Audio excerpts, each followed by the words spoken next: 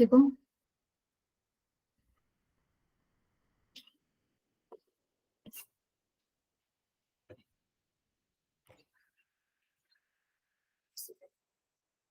बताइए।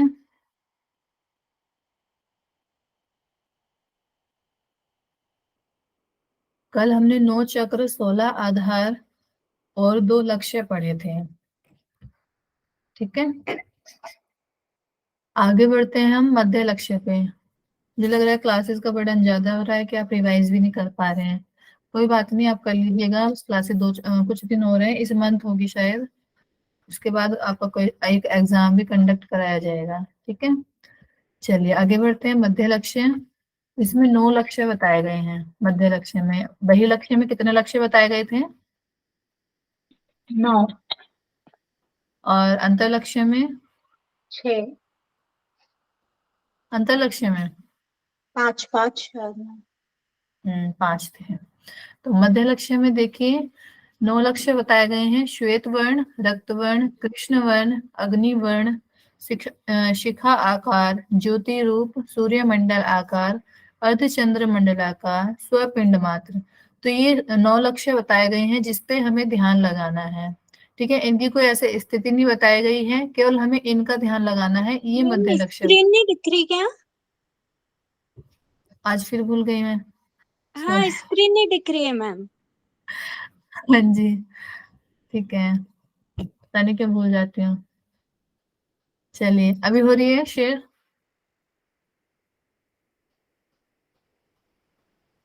हाँ मैम, हो ठीक रही है, है। ठीक है, गौरव जी हंस रहे हैं। चलिए, मध्यम लक्ष्य में है आपके 9 लक्ष्य। श्वेत वर्ण, रक्त वर्ण, कृष्ण वर्ण, अग्नि वर्ण, शिखा आकार, ज्योति रूप, सूर्यमंडल आकार, अर्ध चंद्र मंडलाकार, स्वपिंड मात्र। ठीक है, ये 9 लक्ष्य बताए गए हैं। अब इनकी कोई विशेष स्थिति नहीं बताई गई है, इनका ध्यान करने मात्र के लिए बताया गया है। तो श्वेत का अर्थ होता है सफेद, रक्त लाल, कृष्ण काला, अग्निवर्ण अग्नि का वर्ण, शिखा आकार अग्नि की लपट का वर्ण। जो अग्नि का जो शिखा होती है, ठीक है, चोटी, उसकी उसका यहाँ पे हमें वो करना है ध्यान। ज्योति रूप, यहाँ पे ज्योति का ध्यान करना है। सूर्य मंडल आकार, सूर्य के मंडल के आकार का ध्यान। अर्ध चंद्र मंडल आकार, अर्ध चंद्र के मंडल के आकार का। स्वपिंड मात्र, स्व मतलब स्वयं का, पिंड शरीर बताया जाता है यहाँ पे। तो केवल अपने शरीर का, अपने शरीर मात्र का हमें यहाँ पे ध्यान करना है। तो मध्यम लक्ष्य हो गए आपके 9। क्लियर है यहाँ पे आपको? चले आगे। ठीक है, व्योम पंचक। व्योम पंचक हमारे 5 आकाश बताए गए हैं। पहला है आकाश, पराकाश, महाकाश, तत्वाकाश और सूर्याकाश। ठीक है, इन 5 आकाशों में किसी एक आकाश का ध्यान करने से साधक आकाश के समान आकाश विशेष गुणों वाला हो जाता है। ठीक है, आकाश के समान विशेष गुणों वाला हमारा साधक हो जाता है यदि एक भी आकाश में वह ध्यान लगाए तो आगे बताते हैं कौन से आकाश में किसका ध्यान करना है। तो पहला आकाश है, यहाँ पे ध्यान करना है मूल रहित निराकार आकाश का ध्यान। ठीक है, जिसका कोई ओरिजिन नहीं है, ऐसे निराकार, जिसका कोई शेप नहीं बताया गया। ठीक है, ऐसे निराकार आकाश का ध्यान करना है। पराकाश में बोलते हैं श्वेत आकार के पराकाश का ध्यान करना है। पराकाश हमारा श्वेत कलर का बता दिया, सॉरी सफेद कलर का बता दिया। महाआकाश हो गया आपका प्रलय कालीन अग्नि को सदृश महाकाश का ध्यान करना है। ठीक है, अग्नि बहुत प्रचंड रूप हो, प्रलय जैसे ला देने वाली अग्नि हो, इस प्रकार हमें ध्यान करना है महाकाश का। तत्वाकाश, जैसे लाल रंग का आकाश होता है ना हमारा, जो सुबह और शाम में, इस तरह से बताया गया है। ठीक है, और जब आकाश हमारा साफ होता है बिल्कुल, इस तरह का हमारा पराकाश बताया गया है। तत्वाकाश है सत चित्त रूप, तत्वाकाश का ध्यान करें। सूर्याकाश, करोड़ों सूर्य के समान कांति में सूर्याकाश का ध्यान करें। ठीक है, आकाश में आपका मूल रहित तो निराकार आकाश हो जाएगा। पराकाश में आपका श्वेत आकार के पराकाश का। महाकाश में प्रलयकालीन अग्नि को सदृश महाकाश का ध्यान करना है। तत्वाकाश में सत्य चित्त रूप तत्व आकाश का ध्यान करना है। सूर्याकाश, करोड़ों सूर्य के समान कांति में सूर्याकाश का ध्यान करना है। ठीक है, ये हमारे 5 नियम बताए गए हैं और यहाँ पे हमारा एंड में बताया जाता है 9 चक्र, 16 आधार और 3 लक्ष्य, 5 व्योम, इनका ध्यान हमें बताया गया है। ठीक है, सेकंड चैप्टर में। और इसके अलावा बताया गया है अष्टांग योग। और जो ये ध्यान बताया गया है, बोलते हैं कि सूर्य, यदि कोई योगी इनके विषय में नहीं जानता, इनमें ध्यान नहीं लगाया जाता है, तो वो नाम मात्र का योगी है, वह असली योगी नहीं होता फिर। ठीक है, तो किस किस का ध्यान करने से असली योगी कहलाएगा, बताएंगे? 9 चक्र, 16 आधार, 3 लक्ष्य, 5 आकाश। हाँ जी, तो अष्टांग योग आता है हमारा नेक्स्ट। यम, नियमासन, प्राणायाम, प्रत्याहार, धारणा, ध्यान, समाधयो, अष्टांगानी। किसमें बताया गया है इस प्रकार से? और पतंजलि योग सूत्र। हाँ जी, तो कौन से श्लोक में बताया जा रहा है? दूसरे चैप्टर के 32वें श्लोक में बताया जा रहा है। ठीक है, ये याद रखिए कहाँ पे हमारे अष्टांग योग का वर्णन है, क्योंकि सबसे ज्यादा इंपॉर्टेंट टॉपिक हमारा अष्टांग योग है। ठीक है, तो ये कहाँ पे पाया जाता है? दूसरे चैप्टर के 32वें श्लोक में। आगे बढ़ते हैं। यम, तो यम यहाँ पे बताया जाता है, यम का अर्थ बताया है मन की शांति से। ठीक है, यम का अर्थ बताया जाता है उपशम, उपशम का अर्थ होता है मन की शांति। और बताया जाता है सर्व इंद्रिय, सभी इंद्रियों पर विजय प्राप्त कर लेना। थर्ड बोलते हैं आहार, निद्रा, शीत, वात। शीत मतलब ठंडी हवा, निद्रा नींद, आहार आपका भोजन हो जाएगा। आतप होता है आपका अत्यधिक धूप जो होती है, ठीक है, बहुत ज्यादा धूप, इन पर विजय प्राप्त कर लेना। ठीक है, उपशम मन की शांति यम कहलाया जाता है। सर्व इंद्रिय जय यम है। आहार, निद्रा, शीत, वात और आतप पर विजय हमारा यम कहलाया जाता है। आतप क्या बताया मैंने अभी? धूप, हाँ जी, बहुत गर्मी। हाँ जी, अत्यधिक धूप। नियम के नियम है आपके मन की इंद्रियों पर नियंत्रण, नियम बताया जाता है। यम क्या बताया था अभी? मन पर नियंत्रण। मन की शांति। मन की शांति। क्या शब्द बोल रहे थे वहां पे हम उसके लिए? उपशम। उपशम, ठीक है। और नियम है मन की वृत्तियों पर नियंत्रण। तो इसमें बताया जाता है कि अकेले रहना, एकांतवास, निसंगता, संगति से दूर नियम बताया गया है। उदासीनता, ठीक है, सभी चीजों में उदासीन भाव। संतोष, जो मिल जाए उसमें संतुष्ट रहना।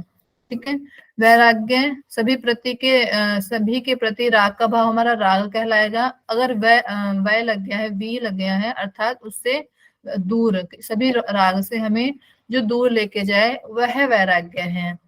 और लास्ट है आपका गुरु के निर्देशों का पालन। तो नियम में आपका बताया जाता है, नियम का अर्थ बताया जाता है कि मन की वृत्तियों पर नियंत्रण ही हमारा नियम कहलाता है। एकांतवास हमारे नियम के अंतर्गत आता है। निसंगता, ठीक है, किसी से संगति ना रख के अपना अकेले रहना। ठीक है, तो अकेले से संबंधित है निसंगता। उदासीनता, संतोष, वैराग्य एक जैसे शब्द हैं। उदासीनता, सभी चीजों में उदासीन भाव, कुछ भी आपको अच्छा नहीं लग रहा है। संतोष, जो मिल गया उसमें खुश रह ले रहे हैं आप। ठीक है, 2 रोटी मिली, ठीक है, हमें 4 नहीं चाहिए। वैराग्य, सभी चीजों के प्रति वैराग्य हो जाता है। गुरु के निर्देशों का पालन। नेक्स्ट है आसन। तो आसन का तात्पर्य है अपने सत्य चित्त रूप में सदा विद्यमान रहना। ठीक है, अपने सत्य चित्त रूप में सदा विद्यमान रहना। और इसमें 3 आसन बताए गए हैं जिसमें हमें ध्यान एकाग्र होकर बैठना चाहिए। ठीक है, किसी भी एक में, 3 आसनों में से किसी भी एक में आप बैठ जाइए। ठीक है, कौन कौन से हैं वो? स्वस्तिक, पद्म और सिद्ध। ठीक है, स्वस्तिक आसन, पद्मासन और सिद्धासन। प्राणायाम, आसन के बारे में फिर से मैं रिपीट कर देती हूँ। सच्चित स्वरूप में विद्यमान रहना, और किसी भी इन 3 में से किसी भी एक आसन में आपको एकाग्र चित्त होकर बैठ जाना है। अब है प्राणायाम। प्राणों को स्थिर करना ही प्राणायाम है। ठीक है, प्राणों को स्थिर करना, यह 4 प्रकार का होता है। रेचक, पूरक, कुंभक और संघट। मैं एक्सप्लेन करती हूँ। जैसे आप नॉर्मल बैठे हैं, जितनी भी वायु है उसे बाहर निकाल दीजिए, रेचक कहलाएगा। फिर आपको फिर से इनहेल करना है, कुंभक लगाना है, और किसी विशेष स्थान पे आपको उस वायु को होल्ड करके रखना है, वो कहलाता है आपका संघट। ठीक है। सारे प्राणायाम आपने देखा होगा पूरक से स्टार्ट होते हैं, लेकिन सिद्ध सिद्धांत पद्धति में आपका रेचक से स्टार्ट होता है। ठीक है, रेचक करना है, फिर पूरक करना है, फिर कुंभक करना है, और फिर संघट करना है, किसी विशेष स्थान में स्थिर करना है। समझ आया प्राणायाम? Yes ma'am. हाँ जी, गुरु के निर्देशों का पालन नियम में बताया गया है कि नियम में बताया गया है? नियम में। एक बार और बताइएगा। हाँ जी, संघट एक बार और नियम बता। में।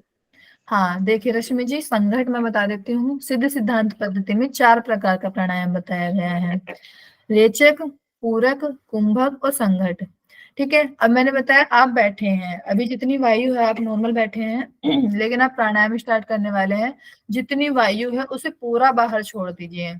ठीक है, फिर इनहेल कीजिए, कुंभक कीजिए। कुंभक करके आप देखते हैं हम जालंधर बंद, मूल बंद और उद्यान बंद लगाते हैं, तो उससे क्या करते हैं हम अपने शरीर में जो एयर है उसे डिवाइड कर लेते हैं। ठीक है, जालंधर बंद से नीचे की नीचे, ऊपर की ऊपर, इस तरह से बंद लगाते हैं, लेकिन इसमें बंद के विषय में नहीं बताया गया, इसमें संघट के विषय में बताया गया है। संघट का अर्थ होता है किसी स्थान विशेष में आपको वायु रोक देनी है अपनी शारीरिक क्षमता के अनुसार। जैसे आप पेट में रोकते हैं, ठीक है, एब्डोमिनल ब्रीदिंग होती है, हमारी चेस्ट वाली ब्रीदिंग होती है, उस तरह से आप अगर सांस भरेंगे और पेट में रोक दे रहे हैं हवा, तो यहीं पे स्थिर करके रख दे रहे हैं, ठीक है, तो ये कहलाएगा आपका संघट, किसी स्थान विशेष में आप वायु को रोक रहे हैं। ठीक है, क्लियर हुआ? Okay ma'am, thank you. हाँ जी, तो उपशम किस में बताया गया था? यम में। मन पर अच्छा, मन पर नियंत्रण, मन को शांत करना। हाँ, उदासीनता किस में बताया गया था? नियम में। नियम में। बहुत अच्छे। और संतोष? नियम में। नियम। बहुत अच्छे। पवन जी, रश्मि जी, मनीषा जी, पूनम जी, बहुत अच्छा। चलिए प्रत्याहार देखते हैं, प्रत्याहार के लक्षण क्या क्या होते हैं। तो प्रत्याहार के विषय में बोलते हैं, आत्मा के घोड़ों को विषयों से लौटा लेना है, उनके दोषों को मिटा देना है, उत्पन्न हो रहे विकारों को भी निवृत्ति होना है। तो प्रत्याहार सबसे पहले क्या है, आप बैठे हैं, आपको मोबाइल देखने की इच्छा हो रही है या कुछ खाने की इच्छा हो रही है, ठीक है, कुछ भी अच्छा सोच रहे हैं आपकी, ये करें नहीं, उन घोड़ों को आपको विषयों को आत्मा में लौटा देना है, कि लौटा दिया आपने, अब उनके दोषों को मिटा देना है। ठीक है, कि मोबाइल नहीं देखना है, क्यों नहीं देखना है भाई, हार्मफुल है हमारी आइज के लिए, हमारा टाइम वेस्ट होता है, दो इस तरह से दोष मिटा दिए। ठीक है, फिर उत्पन्न हो रहे विकारों की भी निवृत्ति करनी है। अब थोड़ी देर बाद फिर से आपके उत्पन्न होंगे कि हाँ भाई मुझे मोबाइल देखना है, मुझे कुछ अच्छा खाना है, ठीक है, तो इस तरह से जो उत्पन्न हो रहे विकार है उनको भी दूर कर देना है, निवृत्ति मतलब दूर कर देना है। 3 चीजें हो गई प्रत्याहार में, आत्मा के घोड़ों को विषयों से लौटा दीजिए, उनके दोषों को मिटा दीजिए, और फिर जो दोबारा से उत्पन्न हो रहे हैं उनकी से भी निवृत्ति पा लीजिए। क्लियर है प्रत्याहार? पहला लाइन हो थोड़ा फिर एक्सप्लेन कर देंगे पहला लाइन। हाँ, आपने पढ़ा होगा आत्मा के घोड़े होते हैं, क्या होते हैं? इंद्रियां। ठीक है, आंख हो गई, नाक हो गई, कान हो गए, ठीक है, त्वचा हो गई, जीभ हो गई, ये क्या होते हैं? घोड़े कहलाते हैं आत्मा के। रथ होता है आपका शरीर, घोड़े हो जाएंगे आपकी इंद्रियां, विषय हो जाएंगी आपकी जो भी है, ठीक है, मार्ग। मार्ग बताया जाता है। वैसे विषय अन्य चीजों से भी लेते हैं जो आपको आकर्षित करती हैं, तो इस तरह से मार्ग पे चलते हैं। तो आत्मा के घोड़े जो हैं, आत्मा के घोड़े इंद्रियां जो हैं, विषय है, अच्छी अच्छी चीजें या फिर मार्ग है, उससे वापस ला करके आत्मा में रखने हैं। ठीक है, तो जो घोड़े हैं उनको आत्मा में वापस लेके आना है, इंद्रियों को बाहर जाने से रोक के अपने शरीर में ही अंदर लेके आना है। समझ आया? अपनी चेतना को अंदर की ओर मुख करना है। ठीक है पवन जी, जी जी। क्लियर है सभी को? चलिए, प्रत्याहार हुआ क्लियर? बता दीजिए एक बार फाइनल। Yes ma'am. ठीक है, अब है धारणा के लक्षण। थोड़ा मैं फास्ट चल रही हूँ, आपको लगे फास्ट है, लेकिन अभी समय की थोड़ी कमी है, ठीक है, इसलिए थोड़ा फास्ट चलना पड़ रहा है। ऐसा भी हो सकता है आपको चीजें एकदम से याद ना हो, लेकिन समझ आ जाएंगी। याद करने के लिए आपको 1-2 घंटा देना पड़ेगा बस। धारणा के लक्षण है, वह आत्मा बाहर और अंदर एक ही है, अपने इस स्वरूप को ही अंतःकरण में स्थापित करें। ठीक है, आत्मा के स्वरूप को ही अंतःकरण में स्थापित करना आपका धारणा कहलाती है। चित्त के भाव को आत्मा में ही अनुभव करें। मन को वायु रहित स्थान में रखे हुए दीपक की लौ की भांति पूर्ण स्थिर करें। ठीक है, पहला तो आपको बता दिया, आत्मा जो है बाहर और अंदर एक ही है, जितनी भी आत्माएं हैं चाहे वो बाहर हो चाहे अंदर हो वह सब एक ही है। ठीक है, उसके स्वरूप को ही अंतःकरण में स्थापित करना है। ठीक है, चित्त के भाव को आत्मा में ही अनुभव करना है कि आपका चित्त है, अब जैसे धारणा है एक तरह से, तो हम किसी चीज पर एक तक देखते रहते हैं, जब वो विस्मृत हो जाती है, ठीक है, उसके केवल स्वरूप मात्र का रहता है वो ध्यान है, और जब वह स्वरूप भी बिल्कुल खत्म हो जाएगा कि हाँ आप किसी चीज का ध्यान कर रहे थे, आप अपने अंदर ही समा जाते हैं, वो कहलाती है समाधि। ऐसे अनुभव तो नहीं किया है आज तक, लेकिन इसका धारणा ध्यान समाधि का अर्थ यही बताया गया है। ठीक है, तो वह आत्मा बाहर और अंदर एक ही है, इस तरह से हमें अंतःकरण में स्थापित करके हमें आत्मा का ही धारणा करनी है। चित्त के जितने भी भाव हैं वो आत्मा में ही अनुभव करने हैं, तो आत्मा पे ही फोकस कर रहे हैं। मन को वायु रहित स्थान में रखते हुए दीपक की लौ की भांति पूर्ण स्थिर करें। तो जो मन है, ठीक है, मन बता दिया आपका दीपक की तरह, और लो वायु रहित होकर, ठीक, तो मन को वायु रहित स्थान में रखे हुए कि एक दीपक है वो वायु में नहीं है, किसी ऐसे स्थान पर है जहाँ पे दीपक के पास वायु नहीं पहुंच रही है, उस तरह की लो की भांति पूरी तरह, जैसे अब दीपक है किसी कोने में रख दो और वहां पे बिल्कुल भी वायु ना हो, मतलब बिल्कुल भी एयर ना हो, तो जो दीपक की लो है बिल्कुल स्थिर रहेगी, सीधी रहेगी, ऊपर की ओर रहेगी, इधर उधर नहीं जाएगी। उसी तरह हमें मन को भी करना है, बिल्कुल स्थिर करना है। समझ आया?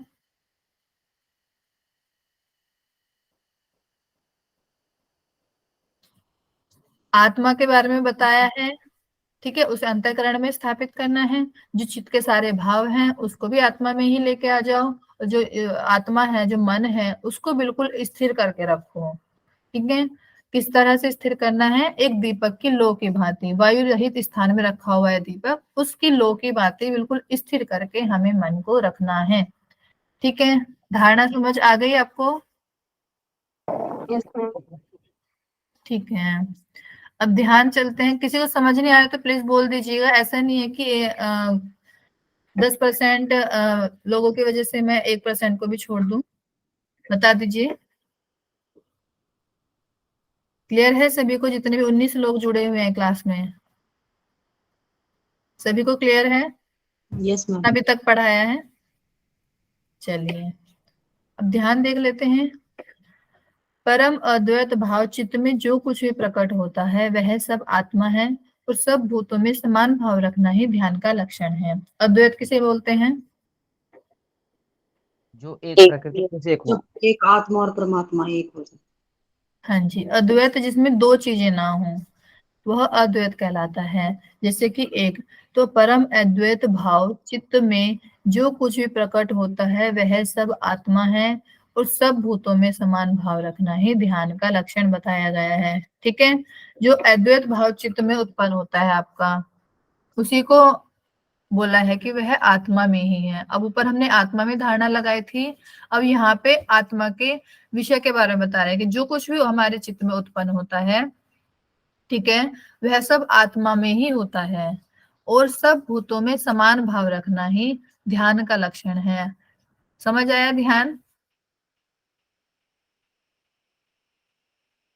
यहाँ पे आत्मा के विषय में ही बात हो रही है कि जो अद्वैत भाव है वह चित्त में कुछ भी प्रकट हो रहा है, ठीक है, कुछ भी प्रकट होने से संबंधित है वह आत्मा में ही प्रकट हो रहा है। ठीक है, परम अद्वैत भाव जो उत्पन्न हो रहा है, और सब भूतों में समान भाव रखना, यह ध्यान बताया गया है। एक तो ये चीज याद रखिएगा, एक तो सब भूतों में समान भाव क्या कहलाएगा आपका? ध्यान का लक्षण बताया गया है। और जो परम अद्वैत भाव है, जो आप धारणा किए जा रहे हैं, और आप अद्वैत भाव मतलब आत्मा परमात्मा में ही उपस्थित है, आत्मा परमात्मा से मिल गई है, यह जो अद्वैत भाव है यह चित्त में जो उठ रहा है यह आत्मा में ही उत्पन्न हो रहा है। और जो जितने भी भूत हैं उनको समान समझना वह ध्यान का लक्षण है। समाधि के लक्षण है अंतःकरण में सभी तत्वों की सम अवस्था। अब आपने समान लक्षण तो ध्यान में देख लिया, अब इनकी भी हमारी सम अवस्था हो गई है। मन का क्रियाहीन होकर पूर्ण स्थिर हो जाना। जो हमारा मन था पहले हमने धारणा में स्थिर किया था और समाधि में ये बिल्कुल क्रियाहीन हो गया है, कुछ भी कार्य कर नहीं रहा। ठीक है, तो पूर्ण स्थिर हो गया, यही समाधि है। प्रयत्न रहित स्थित होना। अब जैसे आप धारणा में हैं, आप प्रयत्न कर रहे हैं आत्मा में धारणा करने का कि आत्मा है आत्मा है। ध्यान में क्या हो गया, सभी चीजें समान होने लगी आपके लिए। ठीक है, परम अद्वैत भाव थोड़ा सा उत्पन्न हो गया। ठीक है, अगर आप यहाँ पे ध्यान में इस परम अद्वैत भाव को स्थिर करके नहीं रखेंगे तो आपकी समाधि नहीं लगेगी। और समाधि में क्या होगा, आप इसमें प्रयत्न रहित, कोई प्रयत्न नहीं कर रहे हैं और आप इसमें स्थित हो गए हैं, यह हमारी समाधि कहलाती है। समझ आया धारणा ध्यान समाधि?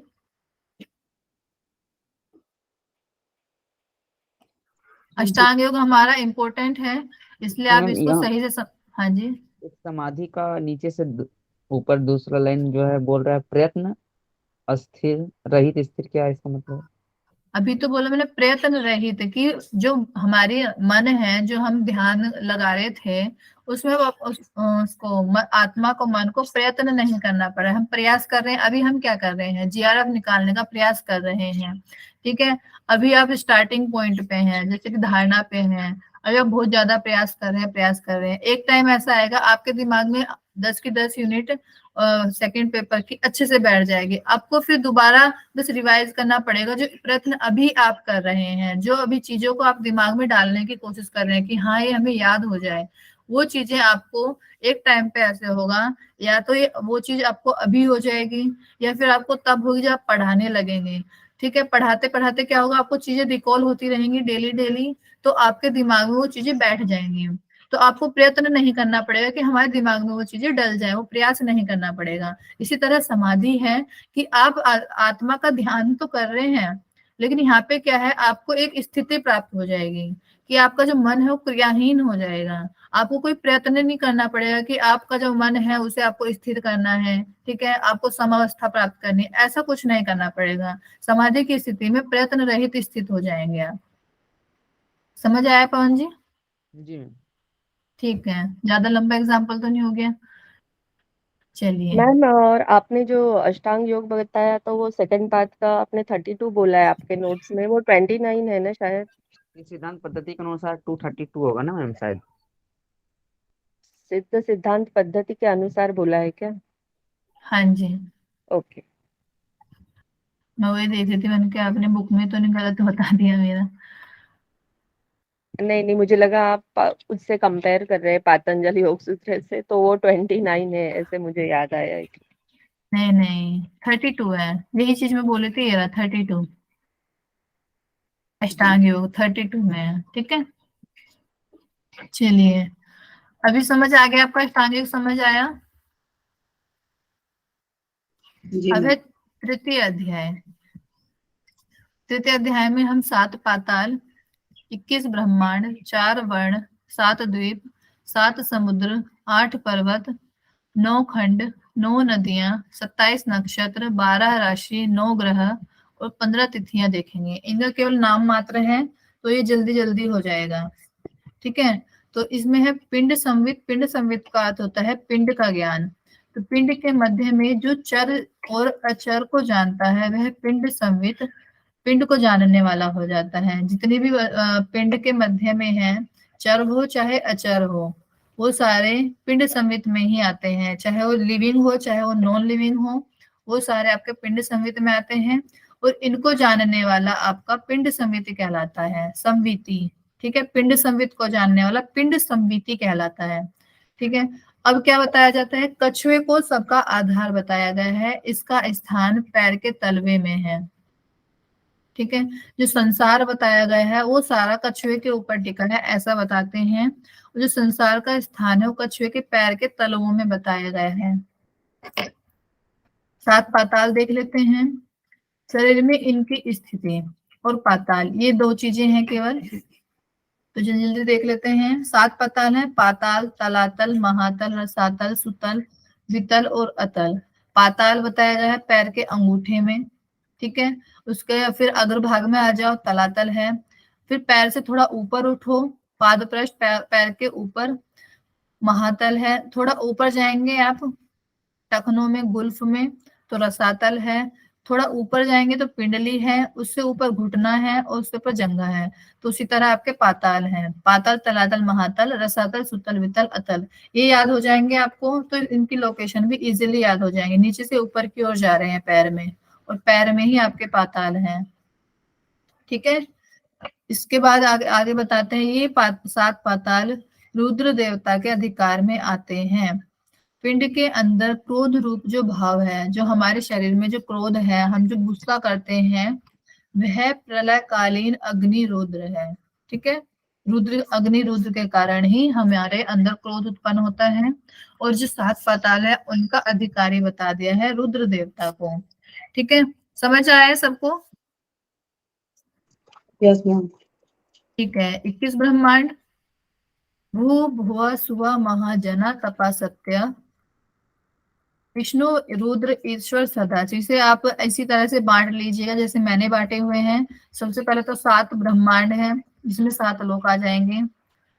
कौन कौन से हैं? भू भुवा स्व महा जना तपा सत्य। ये तो इजी है, आप श्लोक भी कुछ लोग सुनते होंगे, बोलते होंगे, ओम भू भुवा सुव महाजन तपा सत्य, ऐसे करके एक श्लोक टाइप से है, तो उससे आप याद कर लीजिएगा। तो शरीर में इनका स्थान है, भूलोक का है गुदा में, भुआ का है लिंग में, जैसे हम चक्र चलते हैं ना, गुदा, लिंग, नाभि, उस तरह से है ये भी। सुवा है आपका नाभि में। और इन तीनों के देवता है इंद्र, ठीक है, इन तीनों के। महा मेरुदंड मूल में है। मेरुदंड किसे बोलते हैं, बताएंगे जल्दी? स्पाइन। Spinal cord. हाँ जी, स्पाइन को बताते हैं। तो महा क्या है, मेरुदंड के मूल में होगा, ये आपका मेरुदंड है, इसके मूल में आपका महा है। मेरुदंड का जो छिद्र है, आपने पढ़ा होगा, मेरुदंड में छिद्र होता है जिसमें हमारे स्पाइनल कोड होती है,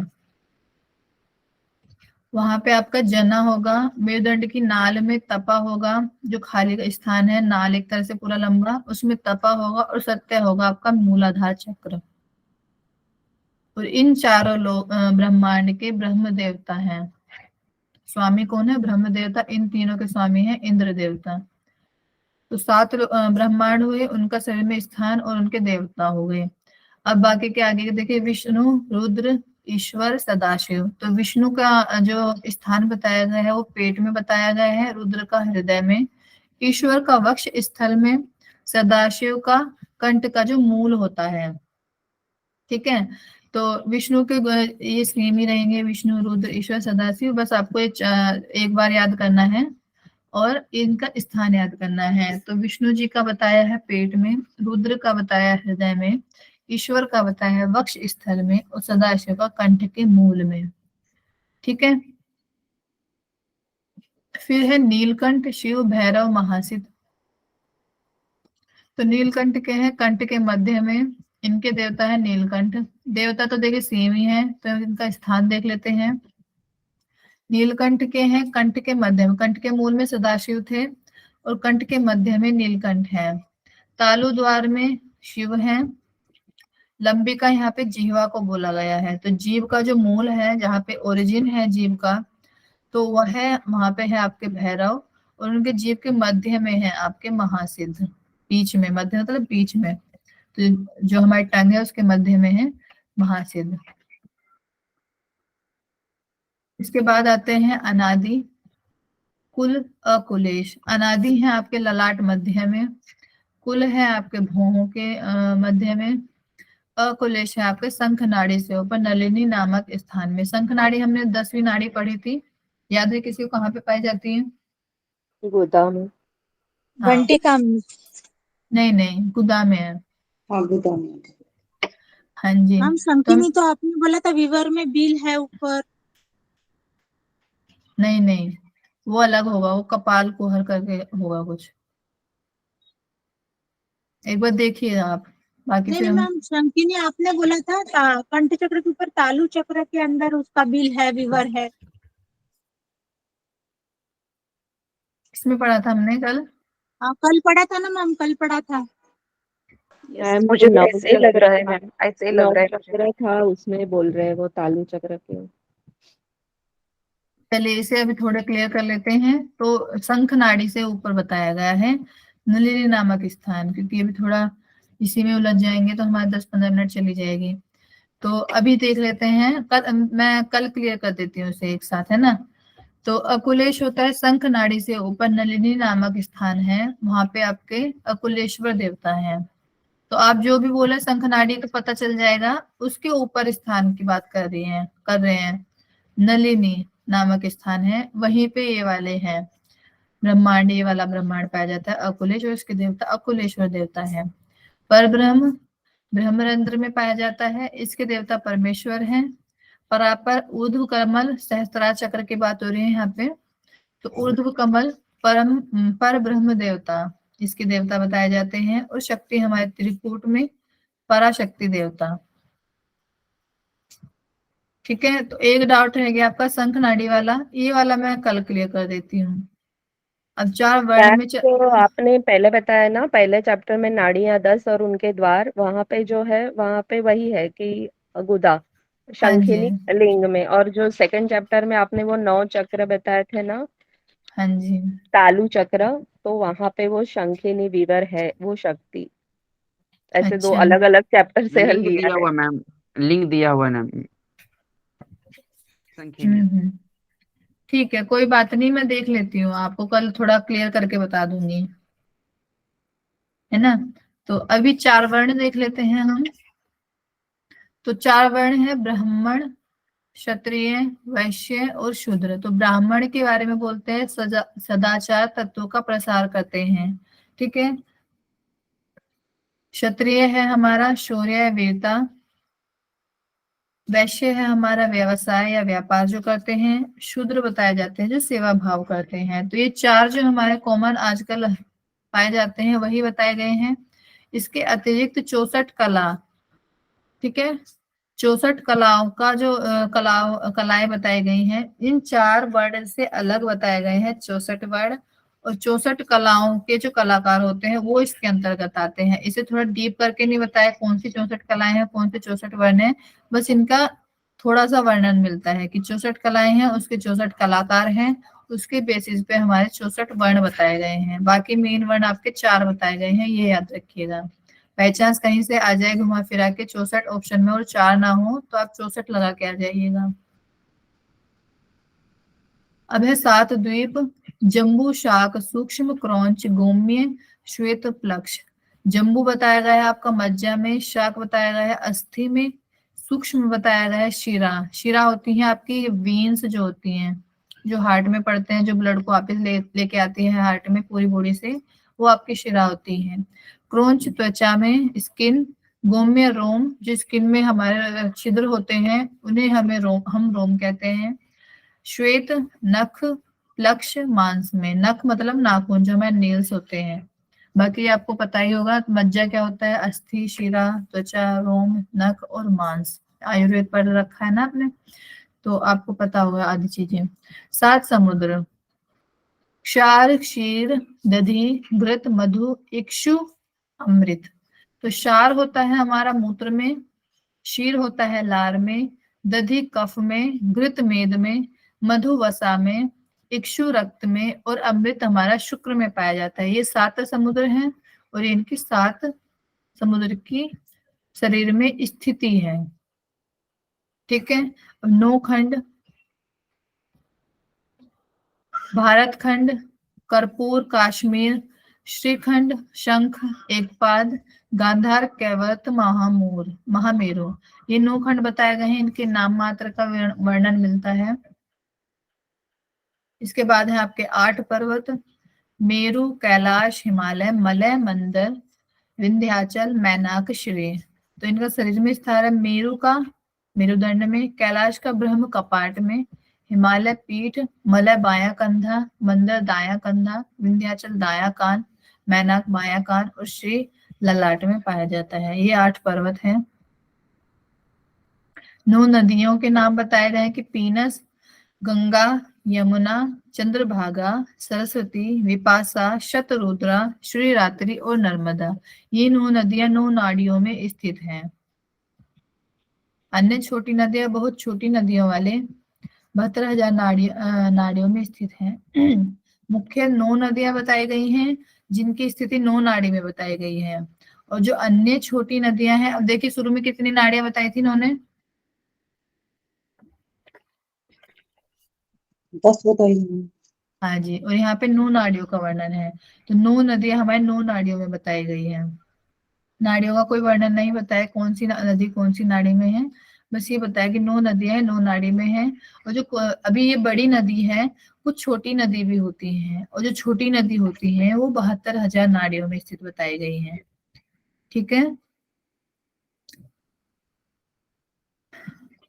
कुल नक्षत्र 27 हैं, कुल राशियां 12 हैं, कुल ग्रह 9 हैं और कुल तिथियां 15 हैं।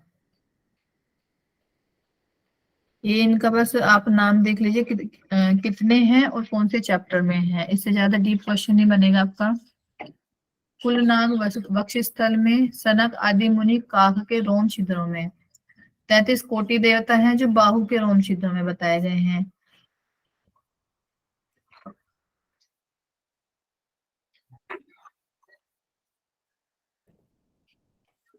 दानव, यक्ष, राक्षस, पिशाच तथा भूत प्रेत ये हमारे हड्डियों के जोड़ों में होते हैं।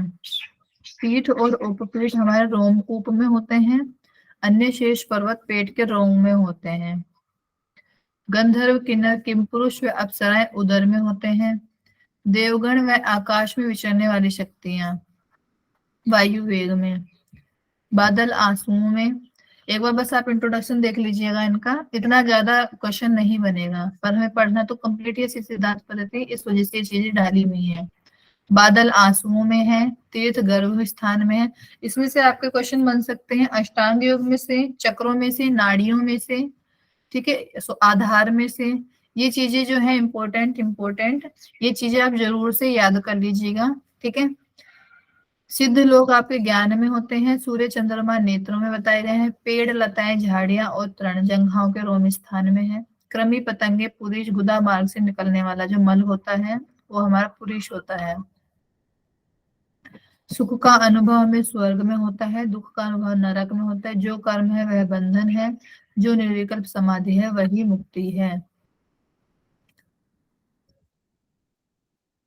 अब है चतुर्थ अध्याय। पिछले अध्याय में हमने पढ़ लिया, अब यहाँ पे है, वहां पे पिंड संवित पढ़ा था, पिंड का ज्ञान।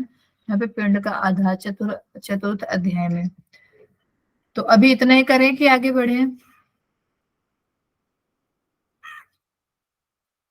मैम कर दीजिए मैम। हाँ, कंप्लीट कर लेते हैं 15 मिनट में, ये चैप्टर भी शायद हो जाएगा। तो चतुर्थ अध्याय पिंड का आधार है। सभी पिंडों का आधार अपरंपरा नाम की निज शक्ति है। कहाँ पढ़ा था हमने ये वाला, बताइए? बिल्कुल स्टार्टिंग में था मैम, फर्स्ट अध्याय में। हाँ, वहां पे क्या पढ़ा था? निज शक्ति क्या है? हम्म। इससे हमारा उत्पन्न हो रही थी अन्य 4 शक्तियां, और उससे हमारे पिंड उत्पन्न हो रहे थे। तो मेन शक्ति हमारी निज शक्ति है, जिसे महादेव की शक्ति भी बोला गया है इसमें। ठीक है। नाम कहते हैं उसको, अनामा भी बोलते हैं, बिल्कुल बिल्कुल। तो इसे ही आधार शक्ति भी कहते हैं। इस शक्ति को केवल उसके प्रकाश से ही जाना जा सकता है, वह भी केवल अनुभूति के रूप में। ठीक है। जब यह शक्ति पूर्ण रूप से प्रकट स्वरूप में होती है तब उसे शिव ही कहते हैं। ठीक है। जब पूर्ण रूप से प्रकट होगी तब उसे शिव कहेंगे, और जो शक्ति का ज्ञान है उसी के प्रकाश से उत्पन्न हो गया था, शिव के प्रकाश से, और वो भी हमें केवल अनुभूति होगी। फिर निज शक्ति के 2 तत्व बताए हैं, कुल और अकुल। तो कुल भी 5 प्रकार के हैं, परा, सत्ता, अहंता, स्फुरता और कला। तो परा होता है जो प्रकाश स्वरूप होने से अपनी सत्ता द्वारा सबको प्रकाशित करती है, वह परा है। ठीक है। परा का क्या कार्य है? जो दूसरों को प्रकाशित करेगी। सत्ता है जिसकी स्थिति अनादि काल से है। जो स्वयं विराजमान है, जो स्वयं एक है और जिसके समान अन्य कुछ भी नहीं है, उस विशेषता को सत्ता कहा गया है। सबसे पहली शक्ति है आपकी प्रकाशित करने वाली, दूसरी शक्ति है आपकी जो एक है और इसके अलावा कुछ नहीं है और जो खुद में विराजमान है, वह सत्य है।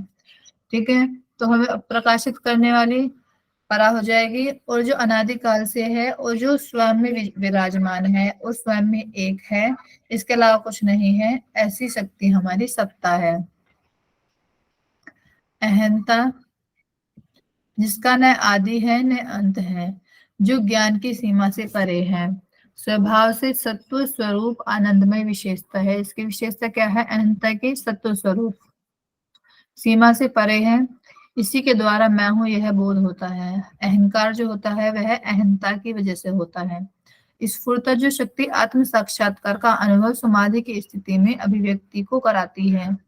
ठीक है, आत्म साक्षात्कार इसी की वजह से स्फुरित होता है। स्फुरता का अर्थ है आत्म साक्षात्कार, जो अनुभव होता है समाधि में, वो इसी की वजह से होता है। कला जो अकुल के नित्य शुद्ध बुद्ध पवित्रता और ज्ञानमयता का स्वयं आकलन कराती है। ठीक है, जो अकुल के नित्य होने का, शुद्ध होने का, बुद्ध होने का, पवित्रता, ज्ञानमयता, स्वयं का आकलन कराती है। ये कला है कि हम ज्ञानवान हैं, हम नित्य हैं, आत्मा नित्य है। ठीक है, इस तरह से जो कला कराती है। स्फुरता क्या करती है? आत्म साक्षात्कार। अहंता जो है वो सत्व रूप वाली और अहंकार उत्पन्न करती है। इससे ऊपर हमने पढ़ा था परा और सत्ता। परा प्रकाशित करने वाली, और जो सत्ता होती है वह अनादिकाल से है और स्वयं में एक है। अब कुल पढ़ लिया हमने। कुल में 5 शक्ति थी। अकुल में है जाति, वर्ण और गोत्र आदि के कारण रूप में विद्यमान एक तत्व, इसे ही अनामा कहा जाता है। अकुल हो जाएगी जब हम इस जीवन में जन्म लेते हैं, तो जाति हो जाता है आपका, एक वर्ण हो जाता है, किसी गोत्र से आप बंध जाते हैं। इन सब चीजों में जब एक शक्ति विद्यमान हो जाती है तो वह अनामा कहलाती है। कुल और अकुल एकाकार है, वही पर शिव है। कुंडलिनी बता रहे हैं, सिद्ध योगियों की कुंडलिनी प्राण शक्ति पर अपर स्वरूप वाली अर्थात जागृत होती है। कुंडलिनी शक्ति हमारी जागृत होती है। इसके 2 प्रकार है, प्रबुदा और अप्रबुदा। ये याद रखिएगा, प्रबुदा होती है आपकी जागृत और अप्रबुदा होती है आपकी सोई हुई। इसका कुटिल स्वभाव होता है। जो जागृत कुंडलिनी होती है तो सीधी होती है। आपने देखा होगा जब हम योगाभ्यास करते हैं, जब और जब हम इसके कुंडलिनी को जगाने की बात कर रहे हैं, तो हमारी जो कुंडलिनी होती है वो सीधी हो जाती है। अप्रबुदा होती है सोई हुई। सोई हुई मतलब कुंडली मार्कर राउंड राउंड सर्कल में है, तो ये हो जाएगा आपका कुटिल स्वभाव वाली होती है। ये कुंडलित है और इसलिए इसका कुटिल स्वभाव बता रहे हैं। तो शक्ति के रूप, शक्ति तो एक ही है, किंतु कार्य एवं गुण के भेद से इसके 3 प्रकार हैं। ठीक है, शक्ति एक ही है, जो हमारी शक्ति ये एक ही है, लेकिन इसके कार्य एवं गुण के कारण इसे 3 बताते हैं। तो अध, मध्य और ऊर्ध्व। बाहरी इंद्रियों के व्यापार में लगी शक्ति हमारी अध शक्ति है। मध्य शक्ति जीवात्मा का अपने स्वरूप में स्थापित करने में समर्थ शक्ति को मध्य शक्ति कहते हैं। जीवात्मा का अपने स्वरूप में स्थापित करना जो होता है वह हमारी मध्य शक्ति कहलाएगी। ऊर्ध्व शक्ति है उस अखंड परमानंद स्वरूप परमेश्वर शिव का साक्षात्कार करने वाली शक्ति ऊर्ध्व शक्ति है। तो सबसे पहले हमारे जो सांसारिक कार्यों में लगी रहती है, इंद्रियों के व्यापार में लगी रहती है, वो अधा शक्ति है, सबसे नीचे वाली शक्ति है। उससे थोड़ा ऊपर उठी मध्य शक्ति आ जाएगी। वो क्या है? जीवात्मा का अपने स्वरूप में स्थापित करने वाली। ठीक है, थोड़ी सी हमारी समाधि की थोड़ी सी हमारे अंदर क्षमता आ गई है, वो मध्य शक्ति के कारण आई है। ऊर्ध्व शक्ति होती है जो पूरा परमानंद स्वरूप परमेश्वर में आपको साक्षात्कार हो जाएगा, आपका ऐक्य हो जाएगा, वो आपकी ऊर्ध्व शक्ति के कारण होता है। तो मूलाधार की साधना आकुंचन करने से कुंडलिनी शक्ति का जागरण होता है। तो कुंडलिनी के कितने रूप बताए गए हैं? कौन कौन से? 2 प्रबुदा, प्रबुदा। और अप्रबुदा। हाँ जी। वो कितनी शक्तियां हैं? तीन। 3। कौन कौन सी? ऊर्ध्व, मध्य अधर और अध। ऊर्ध्व। आध मध्य ऊर्ध्व। आदि मध्य ऊर्ध्व, ठीक है। मतलब 2 कुंडलिनी के भेद और उसके 3 और भेद, हर एक कुंडलिनी के 3 भेद। हाँ जी। तो मूलाधार के द्वारा तो कुंडलिनी शक्ति किससे जागृत होगी, याद रखिएगा यहाँ पे सिद्ध सिद्धांत पद्धति में मूलाधार की साधना करने से। जब मूलाधार करेंगे, अकुंचन करेंगे गुदद्वार का, तो उसी से हमारी कुंडलिनी जागृत हो जाएगी सिद्ध सिद्धांत पद्धति के अनुसार। कुंडलिनी पर शक्ति के कुंडलिनी का स्थान तो उन्होंने मणिपुर चक्र बताया था ना, इसमें नहीं बताया है। इसी में बताया था ना हमको। वो हमने चक्र में पढ़ाया होगा ना। हाँ चक्र में था। हाँ, चक्र के अकॉर्डिंग अभी इसके अकॉर्डिंग चलते हैं हम, चौथे चैप्टर के अकॉर्डिंग जो ये बोल रहे हैं। स्थान बताया होगा, इस वाले चैप्टर में स्थान नहीं बताया है, और इसमें बताया है कि मूलाधार की साधना से ही हमारी कुंडलिनी शक्ति जागृत होती है। बाकी स्थान सही बताया होगा, आप सही बोल रहे हैं, जो उन्होंने बताया वहां पे कुंडलिनी का स्थान बताया होगा, लेकिन यहाँ पे हमारा जो साधना कौन सी करनी है कुंडलिनी शक्ति को जगाने के लिए वो बता रहे हैं, मूलाधार बताया गया है। ठीक है। अब कुंडलिनी शक्ति किसे कहते हैं, चंचल स्वभाव वाली जीवात्मा को व्यर्थ भटकते हुए को भी अपने प्रकाश में निज स्वरूप में ही धारण करने के लिए समर्थ जो मध्य शक्ति है उसे कुंडलिनी शक्ति कहते हैं। महान सिद्धों को कुंडलिनी का बोध स्थूल और सूक्ष्म दोनों रूप में होता है। ठीक है।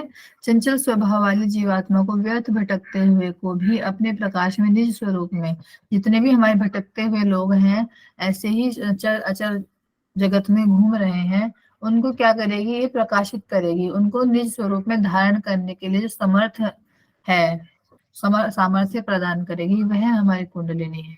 महान सिद्धों को कुंडलिनी का बोध स्थूल और सूक्ष्म दोनों रूप में होता है।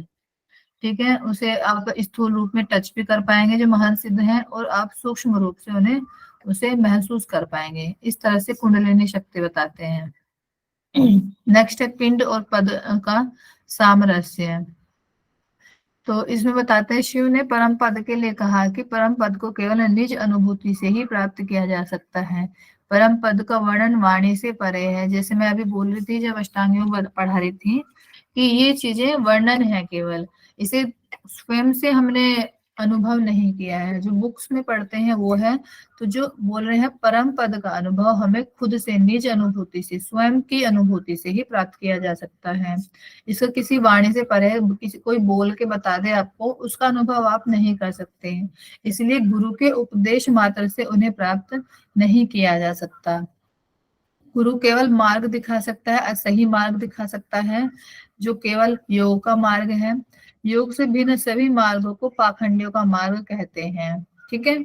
जो योग से अलग किसी भी तरह का मार्ग है उसे पाखंडियों का मार्ग कहते हैं। यही पाखंडी का मार्ग शिव संहिता में भी शिव जी बोलते हैं, है ना, कि जितने भी मार्ग है पाखंडियों के मार्ग है, केवल जो योग का मार्ग है वो सबसे उत्तम, सबसे उच्चतर मार्ग है। तो जो गुरु है केवल इसके बारे में बता सकता है, और सबसे उच्च मार्ग कौन सा बताया है, योग का मार्ग बताया गया है। तो निरुत्थान कैसे प्राप्ति होगी, कैसे मिलेगी, तो सबसे पहले क्या है, सिद्ध योगी जब स्वपिंड और परपिंड में आत्मा का अनुसंधान करते हैं। ठीक है। अपने पिंड में और किसी दूसरे पिंड में हम अनुसंधान करेंगे। ठीक है। आत्मा को उसमें अनुसंधान करेंगे, मतलब उसमें अपने पिंड के और दूसरे पिंड के, पिंड यहाँ पे क्या बोला है बताइए जल्दी। सृष्टि। शरीर। सृष्टि। हाँ, शुरुआत में सृष्टि बोलते हैं, लेकिन वहां पे सृष्टि का अर्थ होता है शरीर की रचना से ही है। ठीक है। तो पिंड यहाँ पे शरीर को बोलते हैं। सिद्ध योगी जब स्व पिंड और पर पिंड में आत्मा का अनुसंधान करते हैं तो उससे आत्मा का बोध होता है। ठीक है। एक आवेश का जन्म होता है जिसे उत्तेजना कहते हैं। उत्तेजना से फिर हमें निरुत्थान की दशा प्राप्त होती है। सच्चिदानंद परम शिव की कृपा से अपूर्व प्रकाश की अनुभूति होती है। सबसे पहले आपको शरीर से संबंधित अनुसंधान करना है आत्मा का। ठीक है। उससे फिर क्या होगा, आपको आत्मबोध होगा। इससे क्या एक आवेश का जन्म होगा जिसे उत्तेजना कहते हैं, इससे निरुत्थान दशा प्राप्त होगी और इससे सच्चिदानंद परम शिव की कृपा से अपूर्व प्रकाश की उत्पत्ति होती है। इससे आगे हम कल देखते हैं, थोड़ा ज्यादा हो जाएगा फिर। इसमें किसी का कोई डाउट है तो बता दीजिए। मैम लास्ट का वो जो क्रम है वो एक बार और दिखा दीजिए।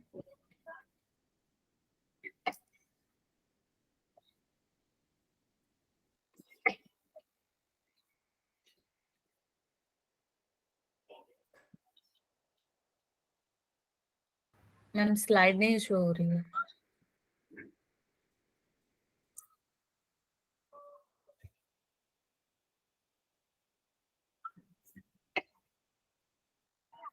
दिख रहा है रश्मि जी? यस मैम, बस एक मिनट।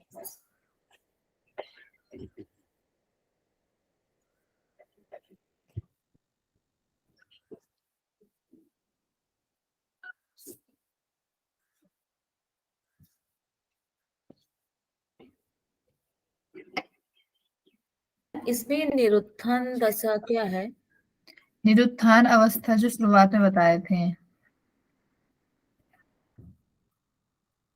जिसकी हम प्राप्ति कर रहे हैं।